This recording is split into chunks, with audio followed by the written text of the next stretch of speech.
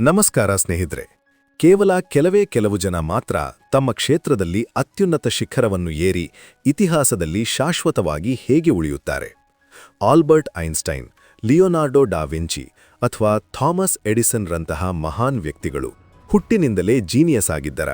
ಖಂಡಿತ ಇಲ್ಲ. ಅವರಲ್ಲಿ ಎಂತಹವರನ್ನಾದರೂ ಶ್ರೇಷ್ಠತೆಯತ್ತ ಕೊಂಡೊಯ್ಯುವ ಒಂದು ಅದ್ಭುತವಾದ ರಹಸ್ಯವಿತ್ತು. ಆ ರಹಸ್ಯವೇನು ಎಂಬುದನ್ನು ಜಗತ್ತಿಗೆ ತಿಳಿಸಿಕೊಟ್ಟವರೇ ವಿಶ್ವವಿಖ್ಯಾತ ಲೇಖಕ ರಾಬರ್ಟ್ ಗ್ರೀನ್. ಅವರ ಒಂದು ಅದ್ಭುತವಾದ ಮೇರುಕೃತಿಯೇ ಮಾಸ್ಟರಿ. ನಮ್ಮ ವೀಕ್ಷಕರೊಬ್ಬರು ಕಮೆಂಟ್ನಲ್ಲಿ ಕೇಳಿಕೊಂಡಂತೆ ಇಂದು ಈ ಪವರ್ಫುಲ್ ಪುಸ್ತಕದ ಸಂಪೂರ್ಣ ಸಮ್ಮರಿಯನ್ನು ನಿಮ್ಮ ನೆಚ್ಚಿನ ಕನ್ನಡ ಬುಕ್ಸ್ ನಾಲೆಡ್ಜ್ ಚಾನೆಲ್ನಲ್ಲಿ ತೆಗೆದುಕೊಂಡು ಬಂದಿದ್ದೇವೆ. ಸ್ನೇಹಿತರೆ, ಇದೊಂದು ಕೇವಲ 10 ನಿಮಿಷದ ಸಮ್ಮರಿಯಲ್ಲ, ಇದೊಂದು ಕಂಪ್ಲೀಟ್ ಮಾಸ್ಟರ್ ಕ್ಲಾಸ್. ಈ ಒಂದೇ ವಿಡಿಯೋದಲ್ಲಿ ಮಾಸ್ಟರಿ ಪುಸ್ತಕದ ಎಲ್ಲ 6 ಅಧ್ಯಾಯಗಳನ್ನು ಅತ್ಯಂತ ಆಳವಾಗಿ ಪ್ರತಿಯೊಂದು ಡೀಟೇಲ್ ಜೊತೆಗೆ ನಿಮಗೆ ವಿವರಿಸಲಿದ್ದೇವೆ. ವಿಡಿಯೋ ಸ್ವಲ್ಪ ಉದ್ದವಾಗಿರಬಹುದು, ಆದರೆ ನಿಮ್ಮ ಜೀವನದ ದಿಕ್ಕನ್ನೇ ಬದಲಾಯಿಸುವ, ನಿಮ್ಮನ್ನು ನಿಮ್ಮ ಫೀಲ್ಡ್ನಲ್ಲಿ ನಂಬರ್ 1 ಮಾಡುವ ಶಕ್ತಿ ಈ ಪುಸ್ತಕಕ್ಕಿದೆ. ಹಾಗಾಗಿ ಈ ಅದ್ಭುತವಾದ ಜ್ಞಾನಕ್ಕಾಗಿ ಈಗಲೇ ಈ ವಿಡಿಯೋಗೆ ಒಂದು ಲೈಕ್ ಮಾಡಿ ಮತ್ತು ಇಂತಹ ಇನ್ನೂ ಅನೇಕ ವಿಶ್ವವಿಖ್ಯಾತ ಪುಸ್ತಕಗಳ ಸಮ್ಮರಿಗಾಗಿ ನಮ್ಮ ಕನ್ನಡ ಬುಕ್ಸ್ ನಾಲೆಡ್ಜ್ ಚಾನೆಲ್ ಅನ್ನು ತಪ್ಪದೇ ಸಬ್ಸ್ಕ್ರೈಬ್ ಮಾಡಿಕೊಳ್ಳಿ. ಬನ್ನಿ, ಇಯರ್ಫೋನ್ ಹಾಕಿಕೊಂಡು ಯಾವುದೇ ಡಿಸ್ಟರ್ಬೆನ್ಸ್ ಇಲ್ಲದ ಪ್ರಶಾಂತವಾದ ಜಾಗದಲ್ಲಿ ಕುಳಿತು ಸಾಮಾನ್ಯ ಮನುಷ್ಯನೊಬ್ಬ ತನ್ನ ಕ್ಷೇತ್ರದಲ್ಲಿ ಮಾಸ್ಟರ್ ಆಗಿ ರೂಪುಗೊಳ್ಳುವ ಈ ಅದ್ಭುತ ಪಯಣವನ್ನು ಶುರು ಮಾಡೋಣ. ಅಧ್ಯಾಯ 1. ನಿಮ್ಮ ಜೀವನದ ಉದ್ದೇಶವನ್ನು ಕಂಡುಕೊಳ್ಳಿ. Discover your calling. ಬನ್ನಿ ಸ್ನೇಹಿತರೆ, ಈಗ ಮಾಸ್ಟರಿ ಪುಸ್ತಕದ ಮೊದಲನೇ ಅಧ್ಯಾಯವನ್ನು ಶುರು ಮಾಡೋಣ. ಈ ಅಧ್ಯಾಯದ ಹೆಸರು ನಿಮ್ಮ ಜೀವನದ ಉದ್ದೇಶವನ್ನು ಕಂಡುಕೊಳ್ಳಿ. ರಾಬರ್ಟ್ ಗ್ರೀನ್ ಅವರು ಹೇಳುವ ಪ್ರಕಾರ, ಪ್ರತಿಯೊಬ್ಬ ಮನುಷ್ಯನೂ ಈ ಭೂಮಿಯ ಮೇಲೆ ಹುಟ್ಟುವಾಗ ಒಂದು ವಿಶೇಷವಾದ ಉಡುಗೊರೆಯೊಂದಿಗೆ ಹುಟ್ಟಿರುತ್ತಾನೆ. ನಿಮ್ಮ DNA ಈ ಪ್ರಪಂಚದಲ್ಲಿ ಬೇರೆ ಯಾರೊಂದಿಗೂ ಮ್ಯಾಚ್ ಆಗುವುದಿಲ್ಲ. ಅಂದರೆ ನೀವು ಈ ಜಗತ್ತಿನಲ್ಲಿ ಒಬ್ಬರೇ. ಹಾಗೆಯೇ ನಿಮ್ಮ ಒಳಗಿರುವ ಪ್ರತಿಭೆ ಕೂಡ ವಿಶೇಷವಾಗಿರುತ್ತದೆ. ನಿಮ್ಮನ್ನು ಯಾವುದೋ ಒಂದು ನಿರ್ದಿಷ್ಟ ಕೆಲಸವನ್ನು ಮಾಡಲೆಂದೇ ಸೃಷ್ಟಿಸಲಾಗಿದೆ. ಇದನ್ನು ಲೇಖಕರು ಲೈಫ್ಸ್ ಟಾಸ್ಕ್, ಅಂದರೆ ನಿಮ್ಮ ಜೀವನದ ಉದ್ದೇಶ ಎಂದು ಕರೆಯುತ್ತಾರೆ. ನೀವು ನಿಮ್ಮ ಬಾಲ್ಯವನ್ನು ಒಮ್ಮೆ ನೆನಪಿಸಿಕೊಳ್ಳಿ. ನೀವು ಚಿಕ್ಕವರಾಗಿದ್ದಾಗ ಯಾವುದೋ ಒಂದು ನಿರ್ದಿಷ್ಟ ವಿಷಯದ ಕಡೆಗೆ ನಿಮಗೆ ಅತಿಯಾದ ಆಸಕ್ತಿ ಇರುತ್ತಿತ್ತು. ಅದು ಚಿತ್ರ ಬಿಡಿಸುವುದಾಗಿರಬಹುದು, ಆಟಿಕೆಗಳನ್ನು ಬಿಚ್ಚಿ ಮತ್ತೆ ಸೇರಿಸುವುದಾಗಿರಬಹುದು, ಕ್ರೀಡೆಯಾಗಿರಬಹುದು ಅಥವಾ ಪುಸ್ತಕಗಳನ್ನು ಓದುವುದಾಗಿರಬಹುದು. ಆ ಕೆಲಸವನ್ನು ಮಾಡುವಾಗ ನಿಮಗೆ ಹಸಿವು, ನಿದ್ರೆ, ಸಮಯ ಯಾವುದರ ಅರಿವೂ ಇರುತ್ತಿರಲಿಲ್ಲ. ಆ ಒಂದು ವಿಷಯ ನಿಮ್ಮನ್ನು ಅಯಸ್ಕಾಂತದಂತೆ ತನ್ನ ಕಡೆಗೆ ಸೆಳೆಯುತ್ತಿತ್ತು. ಅದೇ ನಿಮ್ಮ ಒಳಗಿರುವ ನಿಜವಾದ ಧ್ವನಿ, ಅದೇ ನಿಮ್ಮ ಜೀವನದ ಉದ್ದೇಶ. ಆದರೆ ನಾವು ಬೆಳೆಯುತ್ತಾ ಹೋದಂತೆ ಏನಾಗುತ್ತದೆ? ನಮ್ಮ ಸುತ್ತಮುತ್ತಲಿನ ಸಮಾಜ, ನಮ್ಮ ಪೋಷಕರು, ನಮ್ಮ ಶಿಕ್ಷಕರು ಮತ್ತು ಮುಖ್ಯವಾಗಿ ಹಣ ನಮ್ಮ ಆಸಕ್ತಿಯನ್ನು ಬದಲಾಯಿಸುತ್ತದೆ. ಚಿತ್ರ ಬಿಡಿಸಿದರೆ ದುಡ್ಡು ಬರೋಲ್ಲ, ಇಂಜಿನಿಯರ್ ಅಥವಾ ಡಾಕ್ಟರ್ ಆಗು ಎಂಬ ಮಾತುಗಳನ್ನು ನಾವು ಕೇಳುತ್ತೇವೆ. ಈ ಸಮಾಜದ ಮಾತಿಗೆ ಹೆದರಿ ನಮಗೆ ಇಷ್ಟವಿಲ್ಲದಿದ್ದರೂ ಬೇರೆ ಯಾವುದೋ ದಾರಿಯನ್ನು ಆಯ್ಕೆ ಮಾಡಿಕೊಳ್ಳುತ್ತೇವೆ. ಇದನ್ನು ರಾಬರ್ಟ್ ಗ್ರೀನ್ ಅವರು ಫಾಲ್ಸ್ ಪಾತ್, ಅಂದರೆ ತಪ್ಪಾದ ದಾರಿ ಎನ್ನುತ್ತಾರೆ. ಯಾವಾಗ ನೀವು ಈ ತಪ್ಪಾದ ದಾರಿಯಲ್ಲಿ ನಡೆಯಲು ಶುರು ಮಾಡುತ್ತೀರೋ ಆಗ ನಿಮ್ಮ ಜೀವನದಲ್ಲಿ ಬೇಸರ, ಹತಾಶೆ ಮತ್ತು ಸೋಲುಗಳು ಶುರುವಾಗುತ್ತವೆ. ನೀವು ಎಷ್ಟೇ ಹಣ ಸಂಪಾದನೆ ಮಾಡಿದರೂ ನಿಮಗೆ ನೆಮ್ಮದಿ ಇರುವುದಿಲ್ಲ, ಏಕೆಂದರೆ ನಿಮ್ಮ ಒಳಗಿನ ನಿಜವಾದ ಧ್ವನಿಯನ್ನು ನೀವು ಸಾಯಿಸಿರುತ್ತೀರಿ. ಹಾಗಾದರೆ ನಾವು ನಮ್ಮ ಜೀವನದ ನಿಜವಾದ ಉದ್ದೇಶವನ್ನು ಮರಳಿ ಪಡೆಯುವುದು ಹೇಗೆ? ಲೇಖಕರು ಇದಕ್ಕೆ ಕೆಲವು ಅದ್ಭುತವಾದ ತಂತ್ರಗಳನ್ನು ನೀಡಿದ್ದಾರೆ. ಮೊದಲನೇ ತಂತ್ರ, ನಿಮ್ಮ ಬಾಲ್ಯದ ಆಸಕ್ತಿಗಳನ್ನು ಮತ್ತೆ ಕೆದಕಿ ನೋಡಿ. ನೀವು ಯಾವುದನ್ನು ಮಾಡಲು ಅತಿ ಹೆಚ್ಚು ಇಷ್ಟಪಡುತ್ತಿದ್ದಿರಿ ಎಂಬುದನ್ನು ಹುಡುಕಿ. ಎರಡನೇ ತಂತ್ರ, ಹಣ ಮತ್ತು ಅಧಿಕಾರದ ಹಿಂದೆ ಓಡುವುದನ್ನು ಬಿಡಿ. ಹಣದ ಆಸೆಯಿಂದ ಆರಿಸಿಕೊಂಡ ಕೆಲಸ ನಿಮಗೆ ಯಾವತ್ತೂ ಮಾಸ್ಟರಿ ಅಥವಾ ಪರಿಣಿತಿಯನ್ನು ಕೊಡುವುದಿಲ್ಲ. ಮೂರನೇ ತಂತ್ರ, ನಿಮಗಾಗಿ ಒಂದು ಸಣ್ಣ ಜಾಗವನ್ನು, ಅಂದರೆ ಒಂದು ನಿಶ್ ಅನ್ನು ಹುಡುಕಿಕೊಳ್ಳಿ. ನಿಮಗಿಷ್ಟವಾದ ಕೆಲಸದಲ್ಲಿ ನಿಮ್ಮದೇ ಆದ ಒಂದು ಹೊಸ ದಾರಿಯನ್ನು ಸೃಷ್ಟಿಸಿ. ನಾಲ್ಕನೇ ತಂತ್ರ, ನಿಮ್ಮ ತಪ್ಪಾದ ದಾರಿಯಿಂದ ಹೊರಬನ್ನಿ. ನೀವು ಈಗಾಗಲೇ ನಿಮಗೆ ಇಷ್ಟವಿಲ್ಲದ ಕೆಲಸವನ್ನು ಮಾಡುತ್ತಿದ್ದರೆ ಅದರಿಂದ ಹೊರಬರಲು ಧೈರ್ಯ ಮಾಡಿ. ನಿಮ್ಮ ಜೀವನದ ಉದ್ದೇಶಕ್ಕಾಗಿ ಬಂಡಾಯ ಏಳಲು ಸಿದ್ಧರಾಗಿ. ಉದಾಹರಣೆಗೆ, ಪ್ರಖ್ಯಾತ ವಿಜ್ಞಾನಿ ಆಲ್ಬರ್ಟ್ ಐನ್ಸ್ಟೈನ್ ಅವರಿಗೆ ಬಾಲ್ಯದಲ್ಲಿ ಒಂದು ದಿಕ್ಸೂಚಿ ಅಂದರೆ ಕಾಂಪಾಸ್ ಅನ್ನು ನೋಡಿದಾಗ ಅದರಲ್ಲಿರುವ ಮುಳ್ಳು ಹೇಗೆ ಚಲಿಸುತ್ತದೆ ಎಂಬ ಕುತೂಹಲ ಹುಟ್ಟಿತು. ಆ ಒಂದು ಸಣ್ಣ ಕುತೂಹಲ ಅವರ ಒಳಗಿನ ಧ್ವನಿಯಾಗಿತ್ತು. ಅದೇ ಕುತೂಹಲ ಅವರನ್ನು ಪ್ರಪಂಚದ ಅತಿ ಶ್ರೇಷ್ಠ ವಿಜ್ಞಾನಿಯನ್ನಾಗಿ ಮಾಡಿತು. ನಿಮ್ಮ ಒಳಗೂ ಇಂತಹ ಒಂದು ಕುತೂಹಲವಿರುತ್ತದೆ, ಅದನ್ನು ನೀವು ಹುಡುಕಬೇಕು. ಸ್ನೇಹಿತರೆ, ಇಲ್ಲಿಯವರೆಗೆ ನೀವು ನಿಮ್ಮ ಜೀವನದ ಉದ್ದೇಶವನ್ನು ಹೇಗೆ ಹುಡುಕುವುದು ಮತ್ತು ಆರಿಸಿಕೊಳ್ಳುವುದು ಎಂದು ತಿಳಿದುಕೊಂಡಿದ್ದೀರಿ. ನಿಮ್ಮ ಜೀವನವನ್ನು ಬದಲಾಯಿಸುವಂತಹ ಈ ಅದ್ಭುತವಾದ ಜ್ಞಾನ ನಿಮಗೆ ಸ್ವಲ್ಪವಾದರೂ ಇಷ್ಟವಾಗಿದ್ದರೆ ಮತ್ತು ಮೌಲ್ಯಯುತ ಎನಿಸಿದ್ದರೆ ದಯವಿಟ್ಟು ಈಗಲೇ ಈ ವಿಡಿಯೋಗೆ ಒಂದು ಲೈಕ್ ಮಾಡಿ.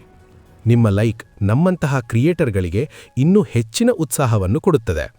ಹಾಗೆಯೇ ತಮ್ಮ ಜೀವನದ ಗುರಿ ಏನೆಂದು ತಿಳಿಯದೆ ಗೊಂದಲದಲ್ಲಿರುವ ನಿಮ್ಮ ಸ್ನೇಹಿತರಿಗೆ ಈ ವಿಡಿಯೋವನ್ನು ಶೇರ್ ಮಾಡಿ. ಪ್ರಪಂಚದ ಶ್ರೇಷ್ಠ ಪುಸ್ತಕಗಳ ಜ್ಞಾನವನ್ನು ಕನ್ನಡದಲ್ಲಿ ಪಡೆಯಲು ನಿಮ್ಮ ನೆಚ್ಚಿನ ಕನ್ನಡ ಬುಕ್ಸ್ ನಾಲೆಡ್ಜ್ ಚಾನಲ್ ಈಗಲೇ ಸಬ್ಸ್ಕ್ರೈಬ್ ಮಾಡಿಕೊಳ್ಳಿ. ಈಗ ನಾವು ಪುಸ್ತಕದ ಅತ್ಯಂತ ರೋಚಕವಾದ ಘಟ್ಟಕ್ಕೆ ಬಂದಿದ್ದೇವೆ. ನೀವು ನಿಮ್ಮ ಜೀವನದ ಉದ್ದೇಶವನ್ನು ಕಂಡುಕೊಂಡಿದ್ದೀರಿ ಎಂದುಕೊಳ್ಳೋಣ.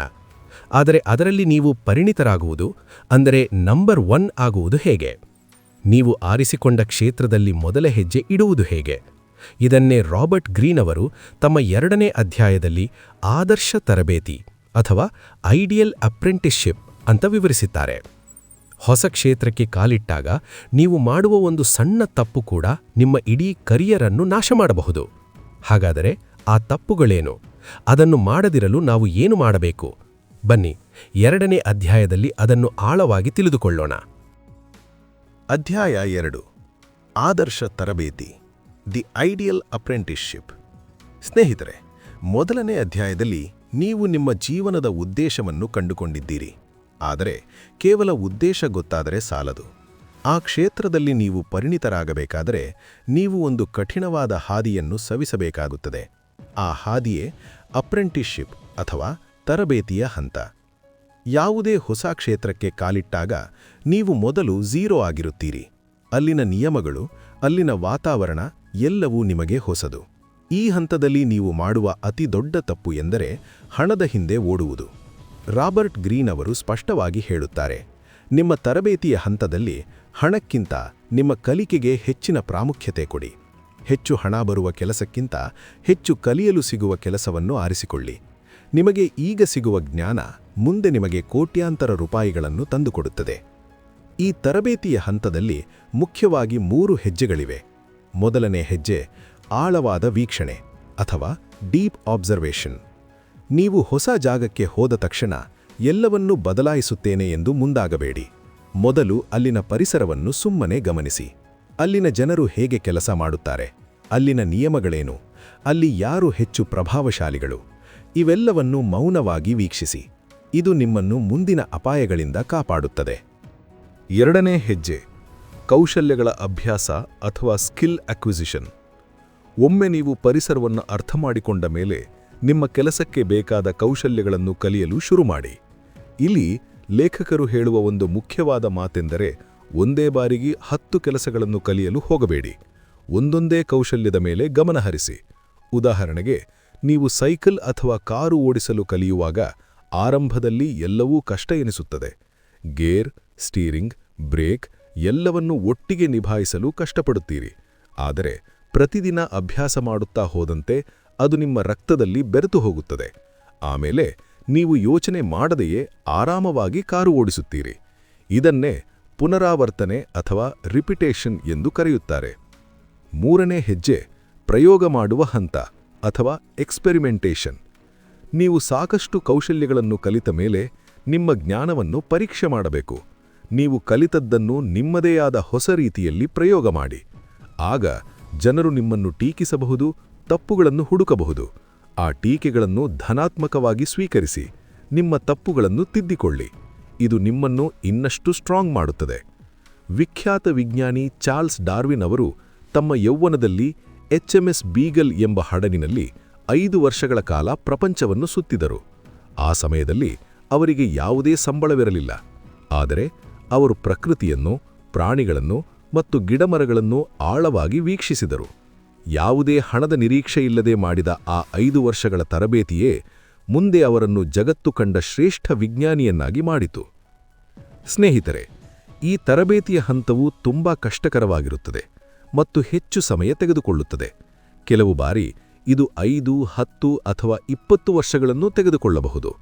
ಆದರೆ ಈ 10-20 ವರ್ಷಗಳ ಕಲಿಕೆಯನ್ನು ಕೇವಲ 1 ಅಥವಾ 2 ವರ್ಷಗಳಲ್ಲಿ ಕಲಿಯಲು ಸಾಧ್ಯವಿದ್ದರೆ ಹೇಗಿರುತ್ತದೆ? ಹೌದು, ಇದು ಖಂಡಿತ ಸಾಧ್ಯ. ನೀವು ಇಷ್ಟು ದೀರ್ಘಕಾಲ ಕಷ್ಟಪಡುವುದನ್ನು ತಪ್ಪಿಸಲು ಒಂದು ಶಾರ್ಟ್ಕಟ್ ಇದೆ. ಅದೇ ಮಾರ್ಗದರ್ಶನ ಅಥವಾ ಮೆಂಟರ್ಶಿಪ್. ನಿಮಗೆ ಸರಿಯಾದ ಗುರು ಸಿಕ್ಕರೆ ಅವರು ತಮ್ಮ ಇಡೀ ಜೀವನದ ಅನುಭವವನ್ನು ಮತ್ತು ಜ್ಞಾನವನ್ನು ನಿಮಗೆ ಕೇವಲ ಕೆಲವೇ ವರ್ಷಗಳಲ್ಲಿ ಧಾರೆ ಎರೆಯುತ್ತಾರೆ. ನಿಮ್ಮ ತಪ್ಪುಗಳನ್ನು ಮೊದಲೇ ತಿದ್ದಿ ನಿಮ್ಮ ಯಶಸ್ಸಿನ ವೇಗವನ್ನು 10 ಪಟ್ಟು ಹೆಚ್ಚಿಸುತ್ತಾರೆ. ಹಾಗಾದರೆ ಆ ಸರಿಯಾದ ಗುರುವನ್ನು ಹುಡುಕುವುದು ಹೇಗೆ? ಅವರ ಜ್ಞಾನವನ್ನು ನಾವು ಹೇಗೆ ನಮ್ಮದಾಗಿಸಿಕೊಳ್ಳಬೇಕು? ಗುರುವಿನಿಂದ ಕಲಿಯುವಾಗ ನಾವು ಇಟ್ಟುಕೊಳ್ಳಬೇಕಾದ ಮಿತಿಗಳೇನು? ಇದನ್ನೇ ರಾಬರ್ಟ್ ಗ್ರೀನ್ ಅವರು ತಮ್ಮ 3ನೇ ಅಧ್ಯಾಯದಲ್ಲಿ ಬಹಳ ಅದ್ಭುತವಾಗಿ ವಿವರಿಸಿದ್ದಾರೆ. ಬನ್ನಿ, ನಿಮ್ಮ ಜೀವನದ 10 ವರ್ಷಗಳನ್ನು ಉಳಿಸುವ ಆ ಮಹತ್ವದ 3ನೇ ಅಧ್ಯಾಯದ ಕಡೆಗೆ ಹೋಗೋಣ. ಅಧ್ಯಾಯ 3. ಗುರುವಿನ ಮಾರ್ಗದರ್ಶನ. The mentor dynamic. ಸ್ನೇಹಿತರೆ, ಈಗ ನಾವು ಮಾಸ್ಟರಿ ಪುಸ್ತಕದ 3ನೇ ಮತ್ತು ಅತ್ಯಂತ ಶಕ್ತಿಶಾಲಿ ಅಧ್ಯಾಯಕ್ಕೆ ಕಾಲಿಡುತ್ತಿದ್ದೇವೆ. ಅದೇ ಗುರುವಿನ ಮಾರ್ಗದರ್ಶನ ಅಥವಾ ದಿ ಮೆಂಟರ್ ಡೈನಮಿಕ್. ನೀವು ಯಾವುದೇ ಒಂದು ಹೊಸ ವಿಷಯವನ್ನು ಸ್ವಂತವಾಗಿ ಕಲಿಯಲು ಹೊರಟರೆ, ಪುಸ್ತಕಗಳನ್ನು ಓದಿ, ತಪ್ಪುಗಳನ್ನು ಮಾಡಿ, ಆ ತಪ್ಪುಗಳಿಂದ ಪಾಠ ಕಲಿತು ಒಂದು ಹಂತಕ್ಕೆ ತಲುಪಲು ಕನಿಷ್ಠ 10 ರಿಂದ 15 ವರ್ಷಗಳು ಬೇಕಾಗಬಹುದು. ಆದರೆ ಅದೇ ಕ್ಷೇತ್ರದಲ್ಲಿ ಈಗಾಗಲೇ ಸಾಧನೆ ಮಾಡಿರುವ, ಎಲ್ಲ ಕಷ್ಟಗಳನ್ನು ಎದುರಿಸಿ ಗೆದ್ದಿರುವ ಒಬ್ಬ ವ್ಯಕ್ತಿ ನಿಮಗೆ ಗುರುವಾಗಲು ಸಿಕ್ಕರೆ, ಅವರು ತಮ್ಮ ಇಡೀ ಜೀವನದ ಅನುಭವವನ್ನು, ತಾವು ಮಾಡಿದ ತಪ್ಪುಗಳನ್ನು ಮತ್ತು ಕಲಿತ ಪಾಠಗಳನ್ನು ಕೇವಲ 2 ವರ್ಷಗಳಲ್ಲಿ ನಿಮಗೆ ಧಾರೆ ಎರೆಯುತ್ತಾರೆ. ಇದು ನಿಮ್ಮ ಯಶಸ್ಸಿನ ವೇಗವನ್ನು 10 ಪಟ್ಟು ಹೆಚ್ಚಿಸುತ್ತದೆ. ಹಾಗಾದರೆ ಸರಿಯಾದ ಗುರುವನ್ನು ಆಯ್ಕೆ ಮಾಡಿಕೊಳ್ಳುವುದು ಹೇಗೆ? ಬಹಳಷ್ಟು ಜನ ಮಾಡುವ ತಪ್ಪು ಎಂದರೆ, ಯಾರು ತುಂಬಾ ಫೇಮಸ್ ಆಗಿದ್ದಾರೋ, ಯಾರ ಬಳಿ ಹೆಚ್ಚು ಹಣ ಇದೆಯೋ ಅವರ ಹಿಂದೆ ಹೋಗುತ್ತಾರೆ. ಆದರೆ ರಾಬರ್ಟ್ ಗ್ರೀನ್ ಅವರು ಹೇಳುವ ಹಾಗೆ, ನಿಮ್ಮ ಜೀವನದ ಉದ್ದೇಶ ಅಥವಾ ಲೈಫ್ಸ್ ಟಾಸ್ಕ್ ಯಾವುದಿದೆಯೋ ಅದೇ ದಾರಿಯಲ್ಲಿ ನಡೆದು ಸಾಧನೆ ಮಾಡಿರುವವರನ್ನು ಮಾತ್ರ ನೀವು ಗುರುವನ್ನಾಗಿ ಆಯ್ಕೆ ಮಾಡಿಕೊಳ್ಳಬೇಕು. ಸ್ನೇಹಿತರೆ, ಒಂದು ಮಾತು ನೆನಪಿರಲಿ. ನಿಜ ಜೀವನದಲ್ಲಿ ನಿಮ್ಮ ಗುರಿಯ ಕಡೆಗೆ ಕರೆದೊಯ್ಯುವ ಒಬ್ಬ ಸರಿಯಾದ ಗುರುವನ್ನು ಹುಡುಕುವುದು ಎಷ್ಟು ಕಷ್ಟವೋ, ನಿಮಗೆ ಸ್ಫೂರ್ತಿ ನೀಡುವ ಸರಿಯಾದ ಜ್ಞಾನವನ್ನು ಹುಡುಕುವುದು ಕೂಡ ಅಷ್ಟೇ ಕಷ್ಟ. ಆದರೆ ನೀವು ಚಿಂತೆ ಮಾಡುವ ಅಗತ್ಯವಿಲ್ಲ, ಏಕೆಂದರೆ ನಿಮ್ಮ ಕನ್ನಡ ಬುಕ್ಸ್ ನಾಲೆಡ್ಜ್ ಚಾನೆಲ್ ನಿಮಗಾಗಿ ಆ ಗುರುವಿನ ಕೆಲಸವನ್ನು ಮಾಡುತ್ತಿದೆ. ಪ್ರಪಂಚದ ಅತ್ಯುತ್ತಮ ಪುಸ್ತಕಗಳಲ್ಲಿ ಅಡಗಿರುವ ಬೆಲೆಬಾಳುವ ಜ್ಞಾನವನ್ನು, ಜೀವನದ ಪಾಠಗಳನ್ನು ನಿಮ್ಮ ಮುಂದಿಡುತ್ತಿದೆ. ಈ ನಮ್ಮ ಪ್ರಾಮಾಣಿಕ ಪ್ರಯತ್ನಕ್ಕೆ ನಿಮ್ಮ ಬೆಂಬಲವಾಗಿ ದಯವಿಟ್ಟು ಈಗಲೇ ಚಾನೆಲ್ ಅನ್ನು ಸಬ್ಸ್ಕ್ರೈಬ್ ಮಾಡಿ ಮತ್ತು ನಿಮ್ಮ ಸ್ನೇಹಿತರಿಗೂ ಶೇರ್ ಮಾಡಿ. ನಿಮ್ಮ ಈ ಒಂದು ಸಣ್ಣ ಬೆಂಬಲ ನಮಗೆ ಇನ್ನಷ್ಟು ಅದ್ಭುತ ಪುಸ್ತಕಗಳನ್ನು ನಿಮ್ಮ ಮುಂದೆ ತರಲು ಸ್ಫೂರ್ತಿ ನೀಡುತ್ತದೆ. ಬನ್ನಿ, ಈಗ ಮತ್ತೆ ವಿಷಯಕ್ಕೆ ಬರೋಣ. ಒಮ್ಮೆ ನಿಮಗೆ ಸರಿಯಾದ ಗುರು ಸಿಕ್ಕ ಮೇಲೆ ಅವರ ಬಳಿ ಹೇಗೆ ಕಲಿಯಬೇಕು? ನೀವು ಗುರುವಿನ ಬಳಿ ಹೋದಾಗ ಒಂದು ಖಾಲಿ ಲೋಟದಂತೆ ಇರಬೇಕು. ನನಗೆ ಎಲ್ಲವೂ ಗೊತ್ತಿದೆ ಎಂಬ ಅಹಂಕಾರವನ್ನು ಪಕ್ಕಕ್ಕಿಟ್ಟು ಸಂಪೂರ್ಣವಾಗಿ ಶರಣಾಗಬೇಕು. ಅವರು ಹೇಳುವ ಪ್ರತಿಯೊಂದು ಮಾತನ್ನು, ಅವರು ಕೆಲಸ ಮಾಡುವ ರೀತಿಯನ್ನು, ಅವರ ಆಲೋಚನಾ ಶೈಲಿಯನ್ನು ಒಂದು ಸ್ಪಂಜಿನಂತೆ ಹೀರಿಕೊಳ್ಳಬೇಕು. ಇದಕ್ಕೆ ಅತ್ಯುತ್ತಮ ಉದಾಹರಣೆ ಎಂದರೆ ಮೈಕೆಲ್ ಫ್ಯಾರಡೆ ಮತ್ತು ಹಂಫ್ರಿ ಡೇವಿ. ಹಂಫ್ರಿ ಡೇವಿ ಆ ಕಾಲದ ಮಹಾನ್ ವಿಜ್ಞಾನಿಯಾಗಿದ್ದರು. ಮೈಕೆಲ್ ಫ್ಯಾರಡೆ ಅವರ ಬಳಿ ಕೇವಲ ಒಂದು ಅಸಿಸ್ಟೆಂಟ್ ಆಗಿ ಬಾಟಲಿಗಳನ್ನು ತೊಳೆಯುವ ಕೆಲಸಕ್ಕೆ ಸೇರಿಕೊಂಡರು. ಆದರೆ ಫ್ಯಾರಡೆ ಪ್ರತಿದಿನ ಡೇವಿಯವರು ಪ್ರಯೋಗಗಳನ್ನು ಮಾಡುವುದನ್ನು ಬಹಳ ಸೂಕ್ಷ್ಮವಾಗಿ ಗಮನಿಸುತ್ತಿದ್ದರು. ಅವರ ಪ್ರತಿಯೊಂದು ಜ್ಞಾನವನ್ನು ಹೀರಿಕೊಂಡರು. ಆದರೆ ಗುರುವಿನಿಂದ ಕಲಿಯುವಾಗ ಒಂದು ದೊಡ್ಡ ಎಚ್ಚರಿಕೆ ಇರಬೇಕು. ನೀವು ನಿಮ್ಮ ಗುರುವಿನ ನಕಲು ಅಂದರೆ ಕಾಪಿಯಾಗಬಾರದು. ಗುರು ನಿಮಗೆ ಬುನಾದಿ ಹಾಕಿಕೊಡುತ್ತಾರೆಯೇ ಹೊರತು ಕಟ್ಟಡವನ್ನು ನೀವೇ ಕಟ್ಟಬೇಕು. ನೀವು ಅವರ ಎಲ್ಲಾ ಜ್ಞಾನವನ್ನು ಪಡೆದುಕೊಂಡ ನಂತರ ನಿಮ್ಮದೇ ಆದ ಹೊಸ ಆಲೋಚನೆಗಳನ್ನು ಅದಕ್ಕೆ ಸೇರಿಸಬೇಕು. ಯಾವಾಗ ನೀವು ಸ್ವಂತವಾಗಿ ಬೆಳೆಯಲು ಶುರು ಮಾಡುತ್ತೀರೋ ಆಗ ಗುರುವಿನಿಂದ ದೂರವಾಗುವ ಸಮಯ ಬರುತ್ತದೆ. ಹೌದು, ಇದು ಕಹಿಯಾದರೂ ಸತ್ಯ. ನೀವು ಜೀವನವಿಡೀ ಗುರುವಿನ ನೆರಳಿನಲ್ಲೇ ಇದ್ದರೆ ನೀವು ಯಾವತ್ತೂ ಮಾಸ್ಟರ್ ಆಗಲು ಸಾಧ್ಯವಿಲ್ಲ. ಒಂದು ಹಂತದಲ್ಲಿ ನೀವು ನಿಮ್ಮ ಗುರುವನ್ನು ಮೀರಿ ಬೆಳೆಯಬೇಕು. ಮೈಕೆಲ್ ಫ್ಯಾರಡೆ ಕೂಡ ಮುಂದೆ ತಮ್ಮ ಗುರುವಿಗಿಂತ ದೊಡ್ಡ ವಿಜ್ಞಾನಿಯಾಗಿ ಬೆಳೆದರು. ಸ್ನೇಹಿತರೆ, ಇಲ್ಲಿಯವರೆಗೆ ನೀವು ನಿಮ್ಮ ಉದ್ದೇಶವನ್ನು ಕಂಡುಕೊಂಡಿದ್ದೀರಿ. ಕೌಶಲ್ಯಗಳನ್ನು ಕಲಿತಿದ್ದೀರಿ ಮತ್ತು ಗುರುವಿನಿಂದ ಜ್ಞಾನವನ್ನು ಪಡೆದಿದ್ದೀರಿ. ಹಾಗಾದರೆ ನೀವೀಗ ಯಶಸ್ವಿಯಾಗಲು ಸಂಪೂರ್ಣವಾಗಿ ಸಿದ್ಧರಿದ್ದೀರಾ? ಇಲ್ಲ, ಏಕೆಂದರೆ ನಿಮ್ಮ ಯಶಸ್ಸಿನ ಹಾದಿಯಲ್ಲಿ ಬರುವ ಅತಿದೊಡ್ಡ ಅಡ್ಡಿ ನಿಮ್ಮ ಕೌಶಲ್ಯದ ಕೊರತೆಯಲ್ಲ, ಬದಲಾಗಿ ಇತರ ಜನರು. ಹೌದು, ನಿಮ್ಮ ಜೊತೆ ಕೆಲಸ ಮಾಡುವವರ ಹೊಟ್ಟೆಕಿಚ್ಚು, ಆಫೀಸ್ ರಾಜಕೀಯ, ನಿಮ್ಮನ್ನು ಕೆಳಗೆ ಎಳೆಯಲು ಕಾಯುತ್ತಿರುವ ನಕಲಿ ಸ್ನೇಹಿತರು. ಇವರನ್ನೆಲ್ಲ ಎದುರಿಸುವುದು ಹೇಗೆ? ಜನರ ಮನಸ್ಸನ್ನು ಓದುವುದು ಹೇಗೆ? ಇದನ್ನೇ ರಾಬರ್ಟ್ ಗ್ರೀನ್ ಅವರು ಅಧ್ಯಾಯ 4ರಲ್ಲಿ ಸಾಮಾಜಿಕ ಬುದ್ಧಿಮತ್ತೆ ಅಥವಾ ಸೋಷಿಯಲ್ ಇಂಟೆಲಿಜೆನ್ಸ್ ಎಂಬ ರೋಚಕ ವಿಷಯದ ಮೂಲಕ ತಿಳಿಸಿದ್ದಾರೆ. ಬನ್ನಿ, ನಿಮ್ಮ ಸುತ್ತಲಿರುವ ಜನರ ಮುಖವಾಡವನ್ನು ಕಳಚುವ ಆ 4ನೇ ಅಧ್ಯಾಯವನ್ನು ನೋಡೋಣ. ಅಧ್ಯಾಯ 4 ಸಾಮಾಜಿಕ ಬುದ್ಧಿಮತ್ತೆ. C people as they are. Social intelligence. ಸ್ನೇಹಿತರೆ, ಈಗ ನಾವು ಮಾಸ್ತರಿ ಪುಸ್ತಕದ 4ನೇ ಅಧ್ಯಾಯ ಅಂದರೆ ಸಾಮಾಜಿಕ ಬುದ್ಧಿಮತ್ತೆ ಅಥವಾ ಸೋಷಿಯಲ್ ಇಂಟೆಲಿಜೆನ್ಸ್ ಬಗ್ಗೆ ತಿಳಿಯೋಣ. ನೀವು ನಿಮ್ಮ ಕೆಲಸದಲ್ಲಿ ಎಷ್ಟೇ ಪರಿಣಿತರಾಗಿದ್ರೂ, ಎಷ್ಟೇ ಟ್ಯಾಲೆಂಟ್ ಇದ್ರೂ, ನಿಮಗೆ ಜನರ ಜೊತೆ ಬೆರೆಯಲು, ಅವರನ್ನು ಅರ್ಥ ಮಾಡಿಕೊಳ್ಳಲು ಬಾರದಿದ್ದರೆ ನೀವು ಯಾವತ್ತೂ ಮಾಸ್ಟರ್ ಆಗಲು ಸಾಧ್ಯವಿಲ್ಲ. ರಾಬರ್ಟ್ ಗ್ರೀನ್ ಅವರು ಹೇಳುವಂತೆ, ಮನುಷ್ಯರು ಸ್ವಭಾವತಃ ಸಂಕೀರ್ಣವಾದ ಪ್ರಾಣಿಗಳು. ಅವರು ಹೊರಗಡೆ ಕಾಣುವ ಹಾಗೆ ಒಳಗಡೆ ಇರುವುದಿಲ್ಲ. ಪ್ರತಿಯೊಬ್ಬರೂ ಒಂದು ಮುಖವಾಡವನ್ನು ಧರಿಸಿರುತ್ತಾರೆ.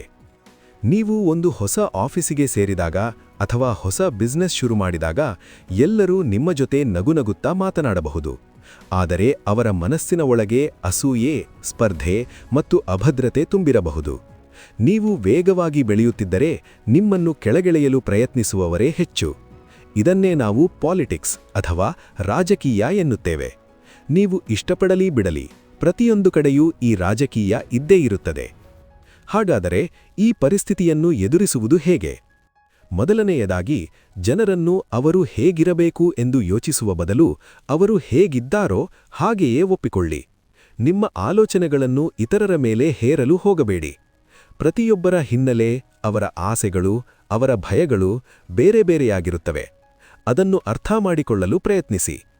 ಎರಡನೆಯದಾಗಿ, ಜನರ ಮಾತುಗಳಿಗಿಂತ ಅವರ ದೇಹ ಭಾಷೆ, ಕಣ್ಣುಗಳು ಮತ್ತು ಅವರ ವರ್ತನೆಯನ್ನು ಗಮನಿಸಿ. ಒಬ್ಬ ವ್ಯಕ್ತಿ ನಿಮ್ಮ ಬಗ್ಗೆ ಹೊಗಳುತ್ತಿರಬಹುದು, ಆದರೆ ಅವನ ಕಣ್ಣುಗಳಲ್ಲಿ ಅಸೂಯೆ ಕಾಣುತ್ತಿರಬಹುದು. ಇದನ್ನು ಗ್ರಹಿಸುವ ಸೂಕ್ಷ್ಮತೆಯನ್ನು ನೀವು ಬೆಳೆಸಿಕೊಳ್ಳಬೇಕು.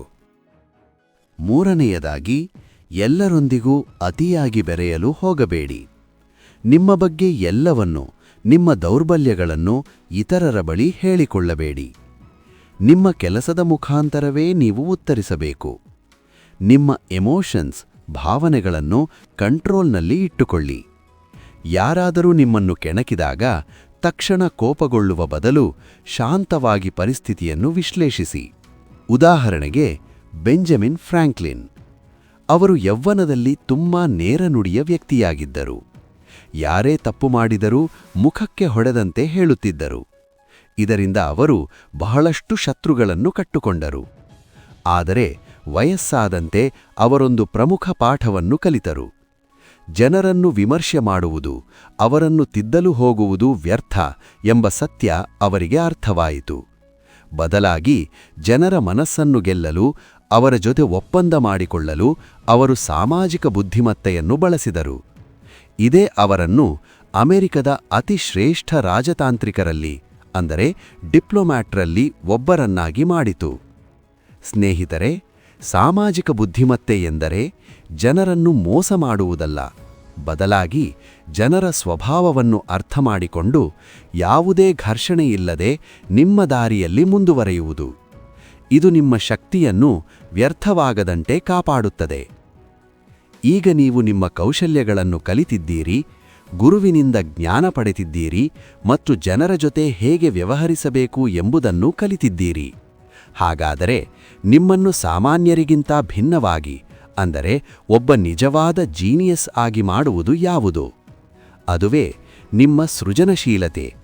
ನೀವು ಕಲಿತ ವಿಷಯಗಳನ್ನು ಯಾರೂ ಊಹಿಸದ ರೀತಿಯಲ್ಲಿ ಹೊಸದಾಗಿ ಪ್ರಯೋಗಿಸುವುದು ಹೇಗೆ?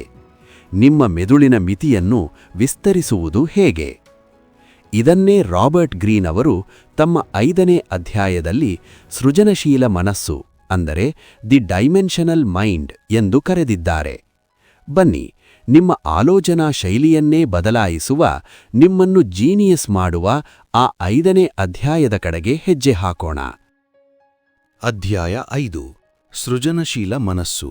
Awaken the dimensional mind, the creative active. ಸ್ನೇಹಿತರೆ, ಈಗ ನಾವು ಮಾಸ್ಟರಿ ಪುಸ್ತಕದ 5ನೇ ಅಧ್ಯಾಯಕ್ಕೆ ಕಾಲಿಡುತ್ತಿದ್ದೇವೆ. ಇದರ ಹೆಸರು ಸೃಜನಶೀಲ ಮನಸ್ಸು ಅಥವಾ ದ ಡೈಮೆನ್ಷನಲ್ ಮೈಂಡ್. ನೀವು ನಿಮ್ಮ ತರಬೇತಿಯನ್ನು ಮುಗಿಸಿದ್ದೀರಿ, ಗುರುವಿನಿಂದ ಜ್ಞಾನವನ್ನು ಪಡೆದಿದ್ದೀರಿ ಮತ್ತು ಜನರ ಜೊತೆ ಹೇಗೆ ಬೆರೆಯಬೇಕು ಎಂಬುದನ್ನು ಕಲಿತಿದ್ದೀರಿ. ಬಹಳಷ್ಟು ಜನರು ಇಲ್ಲಿಗೆ ತಮ್ಮ ಪಯಣವನ್ನು ನಿಲ್ಲಿಸುತ್ತಾರೆ. ನನಗೆಲ್ಲವೂ ಗೊತ್ತಿದೆ, ನಾನು ಸೇಫ್ ಆಗಿದ್ದೇನೆ ಎಂದು ಒಂದು ಕಂಫರ್ಟ್ ಝೋನ್ ಒಳಗೆ ಸೇರಿಕೊಳ್ಳುತ್ತಾರೆ. ಅವರು ಪ್ರತಿದಿನ ಒಂದೇ ತರಹದ ಕೆಲಸ ಮಾಡುತ್ತಾರೆ, ಹೊಸದೇನನ್ನೂ ಕಲಿಯುವುದಿಲ್ಲ. ಇದನ್ನೇ ಲೇಖಕರು ಕನ್ವೆನ್ಷನಲ್ ಮೈಂಡ್ ಅಥವಾ ಸಾಂಪ್ರದಾಯಿಕ ಮನಸ್ಸು ಎನ್ನುತ್ತಾರೆ. ಆದರೆ ಒಬ್ಬ ನಿಜವಾದ ಮಾಸ್ಟರ್ ಆಗಬೇಕಾದರೆ ನೀವು ಈ ಕಂಫರ್ಟ್ ಝೋನನ್ನು ಒಡೆಯಬೇಕು. ನೀವು ಕಲಿತಿರುವ ನಿಯಮಗಳನ್ನು ಹೊಸ ರೀತಿಯಲ್ಲಿ ಮುರಿಯಲು ಕಲಿಯಬೇಕು. ಇದನ್ನೇ ಸೃಜನಶೀಲ ಹಂತ ಅಥವಾ ಕ್ರಿಯೇಟಿವ್ ಆಕ್ಟಿವ್ ಫೇಸ್ ಎಂದು ಕರೆಯುತ್ತಾರೆ. ಸೃಜನಶೀಲತೆ ಎಂದರೆ ಕೇವಲ ಚಿತ್ರ ಬಿಡಿಸುವುದು ಅಥವಾ ಹಾಡು ಬರೆಯುವುದು ಮಾತ್ರವಲ್ಲ. ನೀವು ಯಾವುದೇ ಕ್ಷೇತ್ರದಲ್ಲಿರಲಿ, ಅಲ್ಲಿರುವ ಹಳೆಯ ಸಮಸ್ಯೆಗಳಿಗೆ ಯಾರೂ ಊಹಿಸದಂತಹ ಹೊಸ ಪರಿಹಾರವನ್ನು ಕಂಡುಹಿಡಿಯುವುದೇ ನಿಜವಾದ ಸೃಜನಶೀಲತೆ. ಹಾಗಾದರೆ ನಿಮ್ಮ ಮೆದುಳನ್ನು ಈ ಸೃಜನಶೀಲತೆಯ ಮಟ್ಟಕ್ಕೆ ತೆಗೆದುಕೊಂಡು ಹೋಗುವುದು ಹೇಗೆ? ರಾಬರ್ಟ್ ಗ್ರೀನ್ ಅವರು ಇದಕ್ಕೆ ಕೆಲವು ಅದ್ಭುತ ಮಾರ್ಗಗಳನ್ನು ಸೂಚಿಸುತ್ತಾರೆ. ಮೊದಲನೆಯ ಮಾರ್ಗ, ನಿಮ್ಮ ಮೈಂಡನ್ನು ಓಪನ್ ಆಗಿ ಇಟ್ಟುಕೊಳ್ಳಿ. ಮಕ್ಕಳು ಒಂದು ಹೊಸ ವಸ್ತುವನ್ನು ನೋಡಿದಾಗ ಎಷ್ಟು ಕುತೂಹಲದಿಂದ ನೋಡುತ್ತಾರೋ ಅದೇ ಕುತೂಹಲವನ್ನು ನೀವು ನಿಮ್ಮ ಕೆಲಸದಲ್ಲಿ ಇಟ್ಟುಕೊಳ್ಳಬೇಕು. ನನಗೆ ಮೊದಲೇ ಗೊತ್ತಿದೆ ಎಂಬ ಅಹಂಕಾರವನ್ನು ಬಿಟ್ಟು ಇದನ್ನು ಬೇರೆ ಯಾವ ರೀತಿಯಲ್ಲಿ ಮಾಡಬಹುದು ಎಂದು ಯೋಚಿಸಿ. ಎರಡನೆಯ ಮಾರ್ಗ, ವಿವಿಧ ಕ್ಷೇತ್ರಗಳ ಜ್ಞಾನವನ್ನು ಬೆರೆಸುವುದು. ನೀವು ಕೇವಲ ನಿಮ್ಮ ಕ್ಷೇತ್ರಕ್ಕೆ ಸೀಮಿತವಾಗಬೇಡಿ. ನೀವು ಒಬ್ಬ ಇಂಜಿನಿಯರ್ ಆಗಿದ್ದರೆ ಕಲೆಯ ಬಗ್ಗೆಯೂ ಸ್ವಲ್ಪ ಓದಿ. ನೀವು ಬಿಸಿನೆಸ್ ಮಾಡುತ್ತಿದ್ದರೆ ಮನೋವಿಜ್ಞಾನದ ಬಗ್ಗೆಯೂ ತಿಳಿದುಕೊಳ್ಳಿ. ಇತಿಹಾಸದ ಅತಿದೊಡ್ಡ ಆವಿಷ್ಕಾರಗಳು ನಡೆದಿರುವುದು 2 ಬೇರೆ ಬೇರೆ ಕ್ಷೇತ್ರಗಳನ್ನು ಒಟ್ಟಿಗೆ ಸೇರಿಸಿದಾಗ ಮಾತ್ರ. ಮೂರನೆಯ ಮಾರ್ಗ, ಟೀಕೆಗಳಿಗೆ ಮತ್ತು ಸೋಲಿಗೆ ಹೆದರದಿರುವುದು. ನೀವು ಹೊಸದಾಗಿ ಏನಾದರೂ ಮಾಡಲು ಹೊರಟಾಗ ಸಮಾಜ ನಿಮ್ಮನ್ನು ನೋಡಿ ನಗುತ್ತದೆ. ಇದೆಲ್ಲ ಆಗುವ ಕೆಲಸವಲ್ಲ ಎಂದು ನಿಮ್ಮನ್ನು ಹಿಂದಕ್ಕೆ ಎಳೆಯುತ್ತದೆ. ಆದರೆ ನೆನಪಿಡಿ, ನೀವು ಸೋಲಲು ಸಿದ್ಧವಿಲ್ಲದಿದ್ದರೆ ನೀವು ಹೊಸದನ್ನು ಸೃಷ್ಟಿಸಲು ಸಾಧ್ಯವೇ ಇಲ್ಲ. ಸೋಲು ಎಂಬುದು ನಿಮ್ಮ ಪ್ರಯೋಗದ ಒಂದು ಭಾಗವಷ್ಟೇ. ಉದಾಹರಣೆಗೆ, ವಿಶ್ವವಿಖ್ಯಾತ ಸಂಗೀತಗಾರ ವೋಲ್ಫ್ಗಾಂಗ್ ಅಮೇಡಿಯಸ್ ಮೋಜಾರ್ಟ್. ಮೋಜಾರ್ಟ್ ಅವರು ಚಿಕ್ಕ ವಯಸ್ಸಿನಲ್ಲೇ ಸಂಗೀತದಲ್ಲಿ ಅಪಾರ ಪಾಂಡಿತ್ಯ ಸಾಧಿಸಿದ್ದರು. ಅವರ ತಂದೆ ಹೇಳಿಕೊಟ್ಟ ಸಾಂಪ್ರದಾಯಿಕ ಶೈಲಿಯಲ್ಲೇ ಅವರು ಸಂಗೀತ ನುಡಿಸುತ್ತಿದ್ದರು. ಆದರೆ ಅವರು ಬೆಳೆಯುತ್ತಾ ಹೋದಂತೆ ಆ ಹಳೆಯ ನಿಯಮಗಳಿಂದ ಬೇಸರಗೊಂಡರು. ತಮ್ಮ ತಂದೆಯ ವಿರೋಧದ ನಡುವೆಯೂ ಆ ಕಾಲದ ಎಲ್ಲಾ ನಿಯಮಗಳನ್ನು ಮುರಿದು ತಮ್ಮದೇ ಆದ ಹೊಸ, ನವೀನ ಶೈಲಿಯ ಸಂಗೀತವನ್ನು ಸೃಷ್ಟಿಸಿದರು. ಆ ಸೃಜನಶೀಲತೆಯೇ ಅವರನ್ನು ಜಗತ್ತು ಕಂಡ ಅಪ್ರತಿಮ ಸಂಗೀತಗಾರನಾಗಿ ಮಾಡಿತು. ಸ್ನೇಹಿತರೆ, ನೀವು ಒಮ್ಮೆ ನಿಮ್ಮ ಹೊರಗಿನ ಸೃಜನಶೀಲತೆಯನ್ನು ಬಡಿದೆಬ್ಬಿಸಿದರೆ ನಿಮ್ಮ ಮೆದುಳು ಹೊಸ ಆಯಾಮದಲ್ಲಿ ಕೆಲಸ ಮಾಡಲು ಶುರುಮಾಡುತ್ತದೆ. ನೀವು ನಿಮ್ಮ ಕೆಲಸವನ್ನು ಒಂದು ಕಲೆಯಾಗಿ ನೋಡಲು ಶುರುಮಾಡುತ್ತೀರಿ. ಈಗ ನಾವು ಈ ಅದ್ಭುತ ಪಯಣದ ಕೊನೆಯ ಘಟ್ಟಕ್ಕೆ ಬಂದು ನಿಂತಿದ್ದೇವೆ. ನೀವು ನಿಮ್ಮ ಉದ್ದೇಶವನ್ನು ಕಂಡಿದ್ದೀರಿ, ಕೌಶಲ್ಯಗಳನ್ನು ಕಲಿತಿದ್ದೀರಿ, ಕಷ್ಟಗಳನ್ನು ಎದುರಿಸಿದ್ದೀರಿ ಮತ್ತು ನಿಮ್ಮದೇ ಆದ ಹೊಸ ಆವಿಷ್ಕಾರವನ್ನು ಮಾಡಿದ್ದೀರಿ. ಹಾಗಾದರೆ ಈ ಎಲ್ಲದರ ಅಂತಿಮ ಫಲಿತಾಂಶವೇನು? ಮಾಸ್ಟರಿ ಎಂದರೆ ನಿಜಕ್ಕೂ ಹೇಗಿರುತ್ತದೆ? ಆ ಹಂತವನ್ನು ತಲುಪಿದ ಮೇಲೆ ಮನುಷ್ಯನಿಗೆ ಏನೆಲ್ಲ ಸಾಧ್ಯವಾಗುತ್ತದೆ? ಇದನ್ನೇ ರಾಬರ್ಟ್ ಗ್ರೀನ್ ಅವರು ತಮ್ಮ ಪುಸ್ತಕದ ಅಂತಿಮ ಮತ್ತು 6ನೇ ಅಧ್ಯಾಯದಲ್ಲಿ ವಿವರಿಸಿದ್ದಾರೆ. ಬನ್ನಿ, ನಿಮ್ಮ ಜೀವನದ ಅಂತಿಮ ಗುರಿಯಾದ ಆ ಶ್ರೇಷ್ಠತೆಯ ಶಿಖರವನ್ನೇರುವ ಮಾಸ್ಟರಿ ಅಧ್ಯಾಯದೊಳಗೆ ಪ್ರವೇಶ ಮಾಡೋಣ. ಅಧ್ಯಾಯ 6, ಪರಿಣಿತಿ ಅಥವಾ ಮಾಸ್ಟರಿ. ಸ್ನೇಹಿತರೆ, ಈಗ ನಾವು ಈ ಪುಸ್ತಕದ ಅಂತಿಮ, ಅತ್ಯಂತ ಶಕ್ತಿಶಾಲಿ ಮತ್ತು ಕ್ಲೈಮ್ಯಾಕ್ಸ್ ಹಂತಕ್ಕೆ ಬಂದಿದ್ದೇವೆ. ಅದೇ ಅಧ್ಯಾಯ 6, ಪರಿಣಿತಿ ಅಥವಾ ಮಾಸ್ಟರಿ. ನೀವು ನಿಮ್ಮ ಜೀವನದ ಉದ್ದೇಶವನ್ನು ಕಂಡುಕೊಂಡು ವರ್ಷಗಳ ಕಾಲ ಕಠಿಣ ತರಬೇತಿ ಪಡೆದು ಗುರುವಿನಿಂದ ಮಾರ್ಗದರ್ಶನ ಪಡೆದು ಆಫೀಸ್ ರಾಜಕೀಯವನ್ನು ಮೆಟ್ಟಿ ನಿಂತು ನಿಮ್ಮದೇ ಆದ ಹೊಸ ಪ್ರಯೋಗಗಳನ್ನು ಮಾಡಿದ್ದೀರಿ. ಇವೆಲ್ಲವನ್ನು ಸತತವಾಗಿ 10ರಿಂದ 20,000 ಗಂಟೆಗಳ ಕಾಲ ಶ್ರದ್ಧೆಯಿಂದ ಮಾಡಿದಾಗ ಏನಾಗುತ್ತದೆ ಗೊತ್ತಾ? ಒಂದು ಅದ್ಭುತವಾದ ಪವಾಡ ನಡೆಯುತ್ತದೆ. ನಿಮ್ಮ ಮೆದುಳಿನ ನರಮಂಡಲದ ನರ್ವಸ್ ಸಿಸ್ಟಮ್ ರಚನೆಯೇ ಸಂಪೂರ್ಣವಾಗಿ ಬದಲಾಗುತ್ತದೆ. ನೀವು ಕಲಿಯುತ್ತಿರುವ ವಿಷಯ, ಅದು ಬಿಸಿನೆಸ್ ಆಗಿರಲಿ, ಸಂಗೀತವಾಗಿರಲಿ, ಕ್ರೀಡೆಯಾಗಿರಲಿ ಅಥವಾ ವಿಜ್ಞಾನವಾಗಿರಲಿ, ಅದು ಕೇವಲ ನಿಮ್ಮ ತಲೆಯಲ್ಲಿ ಇರುವುದಿಲ್ಲ, ಬದಲಾಗಿ ನಿಮ್ಮ ರಕ್ತದ ಕಣಕಣದಲ್ಲೂ ನಿಮ್ಮ ಉಸಿರಿನಲ್ಲೂ ಬೆರೆತು ಹೋಗುತ್ತದೆ. ಈ ಅತ್ಯುನ್ನತ ಹಂತದಲ್ಲಿ ನೀವು ಯಾವುದೇ ಕೆಲಸವನ್ನು ಬಹಳ ಯೋಚನೆ ಮಾಡಿ ಕಷ್ಟಪಟ್ಟು ಮಾಡುವುದಿಲ್ಲ. ಅದು ತಾನಾಗಿಯೇ ಅತ್ಯಂತ ಸಹಜವಾಗಿ ಮತ್ತು ವೇಗವಾಗಿ ನಡೆದು ಹೋಗುತ್ತದೆ. ಇದನ್ನೇ ರಾಬರ್ಟ್ ಗ್ರೀನ್ ಅವರು ಇಂಟ್ಯೂಷನ್ ಅಥವಾ ಒಳದನಿ ಎಂದು ಕರೆಯುತ್ತಾರೆ. ಇದನ್ನು ಸರಳವಾಗಿ ಅರ್ಥಮಾಡಿಕೊಳ್ಳೋಣ. ನೀವು ಹೊಸದಾಗಿ ಕಾರು ಓಡಿಸಲು ಕಲಿಯುವಾಗ ಹೇಗಿರುತ್ತದೆ? ಗೇರೆಲ್ಲಿದೆ, ಕ್ಲಚ್ ಎಷ್ಟು ತುಳಿಯಬೇಕು, ಸ್ಟಿಯರಿಂಗ್ ಎಷ್ಟು ತಿರುಗಿಸಬೇಕು ಎಂದು ಪ್ರತಿಯೊಂದನ್ನು ಯೋಚನೆ ಮಾಡಿ ಲೆಕ್ಕಾಚಾರ ಹಾಕಿ ಮಾಡುತ್ತೀರಿ. ಆಗ ನಿಮ್ಮ ಇಡೀ ಗಮನ ಕಾರಿನ ಮೆಕ್ಯಾನಿಸಂ ಮೇಲೆ ಇರುತ್ತದೆ. ಆದರೆ ನೀವು 10 ವರ್ಷಗಳಿಂದ ಪ್ರತಿದಿನ ಕಾರು ಓಡಿಸುತ್ತಿದ್ದರೆ, ನೀವು ಪಕ್ಕದಲ್ಲಿರುವವರ ಜೊತೆ ಮಾತನಾಡುತ್ತಾ, ಹಾಡು ಕೇಳುತ್ತಾ, ಯಾವುದೇ ಯೋಚನೆ ಮಾಡದೆ ಆರಾಮಾಗಿ ಕಾರು ಓಡಿಸುತ್ತೀರಿ. ನಿಮ್ಮ ಕೈ ಮತ್ತು ಕಾಲುಗಳು ತಾವಾಗಿಯೇ ಕೆಲಸ ಮಾಡುತ್ತವೆ. ಇದೇ ಕಾರು ಓಡಿಸುವ ಪ್ರಕ್ರಿಯೆಯನ್ನು ನಿಮ್ಮ ವೃತ್ತಿಜೀವನದ ಅತಿ ದೊಡ್ಡ ಮಟ್ಟಕ್ಕೆ ಅನ್ವಯಿಸಿ ನೋಡಿ. ಒಬ್ಬ ಸಾಮಾನ್ಯ ಚೆಸ್ ಆಟಗಾರ ಮುಂದಿನ ನಡೆಯನ್ನು ಇಡಲು ಬೋರ್ಡನ್ನು ನೋಡಿ 10 ಬಾರಿ ಲೆಕ್ಕಾಚಾರ ಹಾಕುತ್ತಾನೆ. ಆದರೆ ವಿಶ್ವ ಚಾಂಪಿಯನ್ ಆಗಿರುವ ಒಬ್ಬ ಗ್ರ್ಯಾಂಡ್ ಮಾಸ್ಟರ್ ಬೋರ್ಡ್ ನೋಡಿದ ತಕ್ಷಣ ಕೇವಲ 1 ಸೆಕೆಂಡಿನಲ್ಲಿ ಸರಿಯಾದ ಕಾಯಿಯನ್ನು ಚಲಿಸುತ್ತಾನೆ. ಅವನಿಗೆ ಲೆಕ್ಕಾಚಾರ ಹಾಕುವ ಅಗತ್ಯವೇ ಇರುವುದಿಲ್ಲ, ಏಕೆಂದರೆ ಆಟದ ಕೋಟ್ಯಾಂತರ ಸಾಧ್ಯತೆಗಳು ಅವನ ಮನಸ್ಸಿನಲ್ಲಿ ಸಂಪೂರ್ಣವಾಗಿ ಅಚ್ಚೊತ್ತಿರುತ್ತವೆ. ಲೇಖಕರು ಇಲ್ಲಿ ಇನ್ನೊಂದು ಬಹಳ ಸೂಕ್ಷ್ಮವಾದ ವಿಷಯವನ್ನು ಹೇಳುತ್ತಾರೆ. ಕೇವಲ ಇಂಟ್ಯೂಷನ್ ಅಥವಾ ಒಳದನಿಯನ್ನು ಮಾತ್ರ ನಂಬಿದರೆ ಸಾಲದು. ಅದಕ್ಕೆ ನೀವು ಕಲಿತಿರುವ ವೈಚಾರಿಕತೆ ಅಂದರೆ ಲಾಜಿಕ್ ಅನ್ನು ಬೆರೆಸಬೇಕು. ಇವೆರಡರ ಅದ್ಭುತ ಸಮ್ಮಿಲನವೇ ಮಾಸ್ತರಿ. ಉದಾಹರಣೆಗೆ, ಆಲ್ಬರ್ಟ್ ಐನ್ಸ್ಟೈನ್ ಅವರು ಸಾಪೇಕ್ಷತಾ ಸಿದ್ಧಾಂತವನ್ನು ಥಿಯರಿ ಆಫ್ ರಿಲೇಟಿವಿಟಿಯನ್ನು ಕಂಡುಹಿಡಿಯುವಾಗ ಕೇವಲ ಗಣಿತದ ಲೆಕ್ಕಾಚಾರಗಳನ್ನು ಮಾತ್ರ ನೆಚ್ಚಿಕೊಳ್ಳಲಿಲ್ಲ. ಬದಲಾಗಿ, ನಾನು ಬೆಳಕಿನ ಕಿರಣದ ಮೇಲೆ ಕುಳಿತು ಬೆಳಕಿನ ವೇಗದಲ್ಲಿ ಪ್ರಯಾಣಿಸಿದರೆ ಈ ಜಗತ್ತು ಹೇಗೆ ಕಾಣಬಹುದು ಎಂದು ಅವರು ತಮ್ಮ ಮನಸ್ಸಿನಲ್ಲಿಯೇ ಕಲ್ಪನೆ ಮಾಡಿಕೊಂಡರು. ಆ ಕಲ್ಪನೆ ಅವರ ಒಳದನಿಯಾಗಿತ್ತು. ನಂತರ ಆ ಒಳದನಿಯನ್ನು ಜಗತ್ತಿಗೆ ಸಾಬೀತುಪಡಿಸಲು ಅವರು ಗಣಿತದ ಲೆಕ್ಕಾಚಾರಗಳನ್ನು ಅಂದರೆ ಲಾಜಿಕ್ ಅನ್ನು ಬಳಸಿದರು. 10 ವರ್ಷಗಳ ಕಠಿಣ ತಪಸ್ಸಿನ ನಂತರ ಈ ಎರಡೂ ಶಕ್ತಿಗಳು ಒಂದಾದಾಗ ಇಡೀ ಪ್ರಪಂಚವೇ ನಿಬ್ಬೆರಗಾಗುವಂತಹ ಸಿದ್ಧಾಂತ ಹೊರಬಂತು. ಹಾಗಾದರೆ ನೀವು ಕೂಡ ನಿಮ್ಮ ಫೀಲ್ಡ್ನಲ್ಲಿ ಈ ಮಾಸ್ಟರಿ ಹಂತವನ್ನು ತಲುಪುವುದು ಹೇಗೆ? ರಾಬರ್ಟ್ ಗ್ರೀನ್ ಅವರು 3 ಪ್ರಮುಖ ಸೂತ್ರಗಳನ್ನು ನೀಡುತ್ತಾರೆ. ಮೊದಲನೇ ಸೂತ್ರ, ನಿಮ್ಮ ಪರಿಸರದೊಂದಿಗೆ ಆಳವಾದ ಸಂಪರ್ಕವನ್ನು ಬೆಳೆಸಿಕೊಳ್ಳಿ. Connect to your environment. ನೀವು ಕೆಲಸ ಮಾಡುವ ಜಾಗ, ನಿಮ್ಮ ಸುತ್ತಮುತ್ತಲಿನ ಜನರು ಮತ್ತು ನೀವು ಬಳಸುವ ವಸ್ತುಗಳ ಜೊತೆ ಒಂದು ಭಾವನಾತ್ಮಕ ಸಂಬಂಧವನ್ನು ಬೆಳೆಸಿಕೊಳ್ಳಿ. ಜೇನ್ ಗುಡಾಲ್ ಎಂಬ ಪ್ರಖ್ಯಾತ ವಿಜ್ಞಾನಿ ಕಾಡಿನಲ್ಲಿರುವ ಚಿಂಪಾಂಜಿಗಳ ಬಗ್ಗೆ ಅಧ್ಯಯನ ಮಾಡುವಾಗ ಅವುಗಳನ್ನು ಕೇವಲ ಪ್ರಾಣಿಗಳಂತೆ ನೋಡಲಿಲ್ಲ. ಅವರು ಚಿಂಪಾಂಜಿಗಳ ಸಮುದಾಯದಲ್ಲಿ ಒಬ್ಬಳಾಗಿ ಬೆರೆತು ಅವುಗಳ ಭಾವನೆಗಳನ್ನು ಅರ್ಥಮಾಡಿಕೊಂಡರು. ಇದರಿಂದಾಗಿ ಜಗತ್ತಿಗೆ ಗೊತ್ತಿಲ್ಲದ ಅನೇಕ ಹೊಸ ವಿಷಯಗಳನ್ನು ಅವರು ಕಂಡುಹಿಡಿದರು. ಎರಡನೇ ಸೂತ್ರ, ನಿಮ್ಮದೇ ಆದ ಶೈಲಿಯನ್ನು ನಿರ್ಮಿಸಿಕೊಳ್ಳಿ. Play to your strengths. ಪ್ರತಿಯೊಬ್ಬರಿಗೂ ಅವರದೇ ಆದ ಶಕ್ತಿ ಮತ್ತು ದೌರ್ಬಲ್ಯಗಳಿರುತ್ತವೆ. ಬೇರೆಯವರನ್ನು ಕುರುಡಾಗಿ ಕಾಪಿ ಮಾಡುವುದನ್ನು ಬಿಡಿ. ನಿಮ್ಮಲ್ಲಿರುವ ವಿಶಿಷ್ಟವಾದ ಟ್ಯಾಲೆಂಟ್ ಅನ್ನು ಗುರುತಿಸಿ ಅದನ್ನೇ ನಿಮ್ಮ ಅತಿದೊಡ್ಡ ಅಸ್ತ್ರವನ್ನಾಗಿ ಮಾಡಿಕೊಳ್ಳಿ. ಮೂರನೇ ಸೂತ್ರ, ಅಹಂಕಾರವನ್ನು ಬಿಟ್ಟು ವಾಸ್ತವಕ್ಕೆ ಬನ್ನಿ. Return to reality. ಬಹಳಷ್ಟು ಜನರು ಒಂದು ಮಟ್ಟದ ಯಶಸ್ಸು ಸಿಕ್ಕ ತಕ್ಷಣ ತಮಗೆ ಎಲ್ಲವೂ ಗೊತ್ತಿದೆ ಎಂಬ ಅಹಂಕಾರಕ್ಕೆ ಒಳಗಾಗುತ್ತಾರೆ. ಆದರೆ ಒಬ್ಬ ನಿಜವಾದ ಮಾಸ್ಟರ್ ಯಾವತ್ತೂ ಕಲಿಯುವುದನ್ನು ನಿಲ್ಲಿಸುವುದಿಲ್ಲ. ಜಗತ್ತು ಬದಲಾಗುತ್ತಿದ್ದಂತೆ ಆತನೂ ತನ್ನ ಜ್ಞಾನವನ್ನು ಅಪ್ಡೇಟ್ ಮಾಡಿಕೊಳ್ಳುತ್ತಲೇ ಇರುತ್ತಾನೆ. ಸ್ನೇಹಿತರೆ, ಮಾಸ್ಟರಿ ಎಂದರೆ ಯಾವುದೇ ಮ್ಯಾಜಿಕ್ ಅಲ್ಲ. ಅದು ಯಾರಿಗೋ ಹುಟ್ಟಿನಿಂದ ಬರುವ ಉಡುಗೊರೆಯೂ ಅಲ್ಲ. ಅದು ನೀವು ನಿಮ್ಮ ಮೇಲೆ ಇಡುವ ನಂಬಿಕೆ, ನಿಮ್ಮ ಅಪಾರವಾದ ಕಠಿಣ ಶ್ರಮ, ಲೆಕ್ಕವಿಲ್ಲದಷ್ಟು ಸೋಲುಗಳು, ತಾಳ್ಮೆ ಮತ್ತು ಸತತ ಅಭ್ಯಾಸದ ಅಂತಿಮ ಫಲ. ಒಮ್ಮೆ ನೀವು ಈ ಹಂತವನ್ನು ತಲುಪಿದ ಮೇಲೆ ನೀವು ನಿಮ್ಮ ಕ್ಷೇತ್ರದ ನಿಯಮಗಳನ್ನು ಪಾಲಿಸುವ ಸಾಮಾನ್ಯ ವ್ಯಕ್ತಿಯಾಗಿ ಉಳಿಯುವುದಿಲ್ಲ.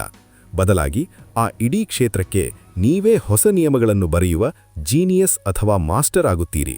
ಇಡೀ ಜಗತ್ತು ನಿಮ್ಮನ್ನು ತಿರುಗಿ ನೋಡುತ್ತದೆ. ಇಲ್ಲಿಗೆ ರಾಬರ್ಟ್ ಗ್ರೀನ್ ಅವರ ಮಾಸ್ಟರಿ ಪುಸ್ತಕದ ಅತ್ಯಮೂಲ್ಯವಾದ 6 ಅಧ್ಯಾಯಗಳ ಈ ರೋಚಕ ಪಯಣ ಮುಕ್ತಾಯವಾಗುತ್ತದೆ. ಸ್ನೇಹಿತರೆ, ನೀವು ಈ ವಿಡಿಯೋವನ್ನು ಸ್ಕಿಪ್ ಮಾಡದೆ ಇಲ್ಲಿಯವರೆಗೂ ನೋಡಿದ್ದೀರಿ ಎಂದರೆ ನೀವು ನಿಮ್ಮ ಜೀವನದಲ್ಲಿ ನಿಜವಾಗಿಯೂ ಏನಾದರೂ ದೊಡ್ಡದನ್ನು ಸಾಧಿಸಲೇಬೇಕು ಎಂಬ ಹಠ ಹೊಂದಿರುವ ವಿಶೇಷ ವ್ಯಕ್ತಿಗಳು. ನಿಮ್ಮ ಈ ಕಲಿಯುವ ಆಸಕ್ತಿಗೆ ನನ್ನದೊಂದು ನಮಸ್ಕಾರ. ರಾಬರ್ಟ್ ಗ್ರೀನ್ ಅವರ ಮಾಸ್ಟರಿ ಪುಸ್ತಕದ ಈ ಆಳವಾದ ಜ್ಞಾನ ನಿಮ್ಮ ಗುರಿ ಮುಟ್ಟಲು ಖಂಡಿತ ಸಹಾಯ ಮಾಡುತ್ತದೆ. ನಿಮ್ಮ ಜೀವನದ ಉದ್ದೇಶವನ್ನು ಇಂದೇ ಹುಡುಕಿ, ಕಠಿಣ ಅಭ್ಯಾಸ ಮಾಡಿ ಮತ್ತು ನಿಮ್ಮ ಕ್ಷೇತ್ರದಲ್ಲಿ ನೀವೊಬ್ಬ ಮಾಸ್ಟರ್ ಆಗಿ ಹೊರಹೊಮ್ಮಿ. ನಿಮ್ಮ ಜೀವನದ ದಿಕ್ಕನ್ನೇ ಬದಲಾಯಿಸುವಂತಹ ಪ್ರಪಂಚದ ಇಂತಹ ಅತ್ಯದ್ಭುತ ಪುಸ್ತಕಗಳ ಜ್ಞಾನವನ್ನು ಸರಳವಾಗಿ ಕನ್ನಡದಲ್ಲಿ ನಿಮ್ಮ ಮನೆ ಬಾಗಿಲಿಗೆ ತರುವುದೇ ನಮ್ಮ ಕನ್ನಡ ಬುಕ್ಸ್ ನಾಲೆಡ್ಜ್ ಚಾನೆಲ್ನ ಮುಖ್ಯ ಉದ್ದೇಶ. ನಮ್ಮ ಈ ಪ್ರಾಮಾಣಿಕ ಪ್ರಯತ್ನ ನಿಮಗೆ ಇಷ್ಟವಾಗಿದ್ದರೆ ದಯವಿಟ್ಟು ಈಗಲೇ ಈ ವಿಡಿಯೋಗೆ ಒಂದು ಲೈಕ್ ಮಾಡಿ. ನಿಮ್ಮ ಪ್ರತಿಯೊಂದು ಲೈಕ್ ಕೂಡ ನಮಗೆ ಇನ್ನಷ್ಟು ಅತ್ಯುತ್ತಮ ವಿಡಿಯೋಗಳನ್ನು ಮಾಡಲು ದೊಡ್ಡ ಸ್ಫೂರ್ತಿ ನೀಡುತ್ತದೆ. ಹಾಗೆಯೇ ನಮ್ಮ ಚಾನೆಲ್ ಅನ್ನು ಸಬ್ಸ್ಕ್ರೈಬ್ ಮಾಡಿಕೊಂಡು ಬೆಲ್ ಐಕಾನ್ ಕ್ಲಿಕ್ ಮಾಡಲು ಮರೆಯಬೇಡಿ. ಪ್ರತಿಯೊಬ್ಬ ಕನ್ನಡಿಗನೂ ಜ್ಞಾನದಿಂದ ಬೆಳೆಯಬೇಕು. ಅದಕ್ಕಾಗಿ ಈ ವಿಡಿಯೋವನ್ನು ನಿಮ್ಮ ಸ್ನೇಹಿತರಿಗೂ ಶೇರ್ ಮಾಡಿ. ಈ ಪುಸ್ತಕದಲ್ಲಿ ನಿಮಗೆ ಅತಿ ಹೆಚ್ಚು ಇಷ್ಟವಾದ ಅಧ್ಯಾಯ ಯಾವುದು? ದಯವಿಟ್ಟು ಕೆಳಗೆ ಕಮೆಂಟ್ ಮಾಡಿ ತಿಳಿಸಿ. ನಿಮ್ಮ ಕಮೆಂಟ್ಸ್ ಓದಲು ನಾನು ಕಾಯುತ್ತಿರುತ್ತೇನೆ. ನಮ್ಮ ಚಾನೆಲ್ಗೆ ಮತ್ತಷ್ಟು ಬೆಂಬಲ ನೀಡಲು ಬಯಸುವವರು ಜಾಯಿನ್ ಬಟನ್ ಕ್ಲಿಕ್ ಮಾಡಿ ಪುಸ್ತಕ ಪ್ರೇಮಿ ಅಥವಾ ಪುಸ್ತಕ ಅಭಿಮಾನಿ ಮೆಂಬರ್ಶಿಪ್ ಮೂಲಕ ನಮ್ಮ ಜೊತೆ ಕೈಜೋಡಿಸಬಹುದು. ಮತ್ತೊಂದು ಅದ್ಭುತ ಪುಸ್ತಕದೊಂದಿಗೆ, ಹೊಸ ಜ್ಞಾನದೊಂದಿಗೆ ಮುಂದಿನ ವಿಡಿಯೋದಲ್ಲಿ ಸಿಗೋಣ. ಅಲ್ಲಿಯವರೆಗೂ ಕಲಿಯುತ್ತಿರಿ, ಬೆಳೆಯುತ್ತಿರಿ. ಧನ್ಯವಾದಗಳು.